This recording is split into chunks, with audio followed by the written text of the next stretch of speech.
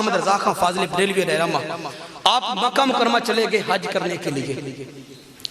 जब आप हरमे काबा में गए तो वहां पे किसी शख्स ने, चूंकि वहां पे उन दिनों वहाबियत का उरूज था, नजदियत का उरूज था, और वो दिन ब दिन सरकार की जात के ऊपर, सहाबा कराम की जात के ऊपर, अहले बैत के ऊपर तशनी कर रहे थे और हर तरह से मुसलमानों के ईमान को लूटने की कोशिश कर रहे थे।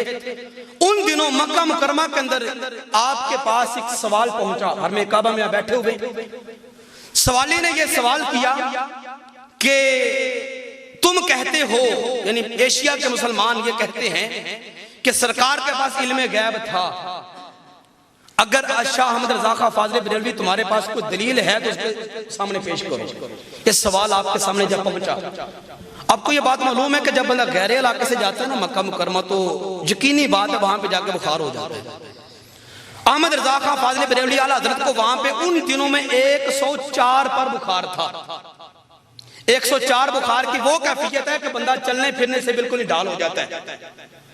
तो आला हजरत वहां हरमे काबा में बैठे हुए, सवाल आ गया कि अगर सरकार के पास इल्मे गैब है तो उसका सबूत दो।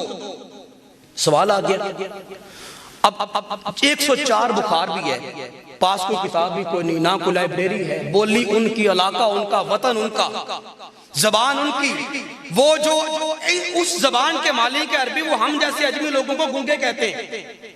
खा यहाँ का कितना भी बड़ा कोई पढ़ा लिखा को अरबी दान ही क्यों नहीं है, वो कहता तुम तो गूंगे हो हमारे सामने। उनकी जबान, एतराज आ गया कि नबी के पास गैब का इल्म है तो बताओ। 2 घंटों के अंदर 104 बुखार की हालत में हरमे काबा में बैठकर बगैर मुताला के, बगैर किताबों की मदद के, बगैर किसी लाइब्रेरी में गए हुए, ऊपर मुनकरीन का इज्तिमा है और वो सोच में है कि आला हजरत आज क्या करते हैं, इनको जवाब आता है कि नहीं आता। 2 घंटों के अंदर अद-दौलतुल मक्किया सरकार के लिए गैब के ऊपर किताब लिख के उनके हवाले कर दिया, बगैर मुताला के, बगैर किताबों की मदद के अद-दौलतुल मक्किया लिख के उनके हवाले कर दी। लोगों ने किताब को पढ़ा, हवाले अपने मिशकात के दिए, आपने मुस्लिम के दिए, आपने बुखारी के दिए, आपने तिरमिज़ी, इब्ने माजा, अबू दाऊद, सियासता के अपने हवाले उस किताब में लिखे और कहा ये लो। ये तमाम हवालों से बात साबित होती है कि मुस्तफा करीम के पास अल्लाह पाक ने कायनात के ज़र्रे ज़र्रे का इल्म अता फरमाया हुआ था।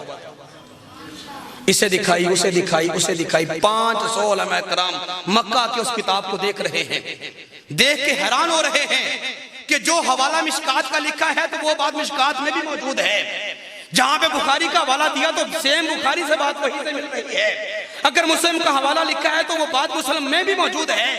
निसाई का हवाला देते हैं तो वो बात निसाई में भी मौजूद है। अरे ये कैसा बंदा है, इसका हाफजा कितना है, इसके पास अकल कितनी ज्यादा है, इसके पास सरकार की नजरे करम कितनी है इसके ऊपर।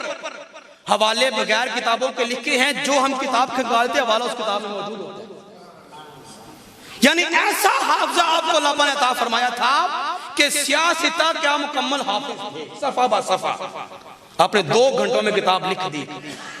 वक्त के जो बड़े उलमा थे ने हिजाज के, उन तक बात पहुंची, उन्होंने फैसला किया, आपके नाम एक पैगाम छोड़ा।